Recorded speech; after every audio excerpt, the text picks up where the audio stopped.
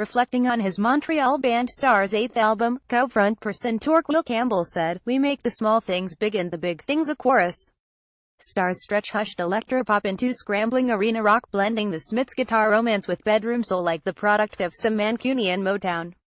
Campbell, along with Amy Millan and their 4 bandmates, have been fiddling with their blend of heartache and hedonism, dance beats and guitar sparks, for almost 20 years now. So it's little surprise that Campbell knows what they're best at, even though Stars have had a run that sometimes made us wonder if 2012's The North was a cautious return to form and 2014's No One Is Lost had some fun with it. Then There Is No Love in Fluorescent Light finds the band with their feet on the streets and their heads scraping the sky, just where they belong. Indispensable to Star's appeal is the platonic chemistry of Campbell and Millan, 2 different but complementary singers, he the overstated striver, she the understated virtuoso, who are like the XX before the XX, in blazing pastels instead of chiaroscuro.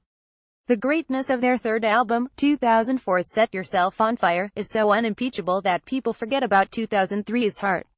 The throbbing elevator love letter is still the most perfect Stars song. Sometimes the TV is like a lover, Campbell sings on that album's title track, which, like all his best lyrics, is embarrassing because it's true.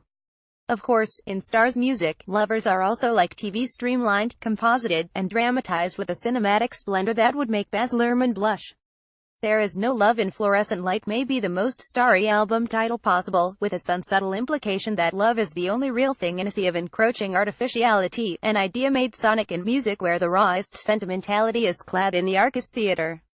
Airy and danceable, There Is No Love in Fluorescent Light revives our faith in Stars.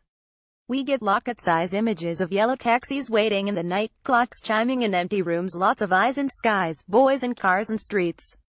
Words like dream and love are repeated until they lose all sense, or rather, infuse everything around them. The opening track, Privilege, is slinky and inviting, as Millan does slow flips around a silvery herringbone guitar.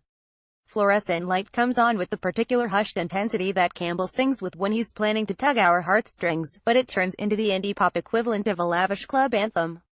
The Stars have reverted to a more plainly romantic and genuine style. You might notice, on Fluorescent Light and elsewhere, a more adult cast to their dynamics of desire, with more regret and ambiguity cross-hatched behind the crayon strokes. Losing to You, where Millan and Campbell's vocal lines cling together like lovers walking in the dark, is clearly set in an adult relationship of considerable duration, and it intuitively captures the premonitory feeling of losing someone you can't imagine losing, but will. Is it strong enough a bond to carry on, or is there something else that's really true? This is a far cry from the Stars of earlier songs like Ageless Beauty, when they had all the answers. The unwavering yes of Stars has deepened into a maybe, but the music still beams with conviction. Millan's confident vocals on Hope Avenue make it sound like she could be a pop star in the vein of Robin. Campbell gets a requisite U2-style burner on Alone, and it's pretty glorious. The trim, pop step-inflected productions roll on through the piano caressed We Called It Love, with big haymakers from Campbell, the maze and cosseting enchantments from Millan, California. I love that name coming all the way through the end. It's surely significant that, for the first time, Stars turned over some control to an outsider producer, Peter Cotis, who has worked often with the National.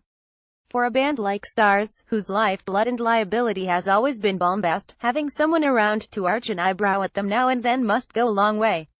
There Is No Love in Fluorescent Light sounds like a band who defied the notion of growing up by realizing that it did anyway, and that it's strong enough to carry on.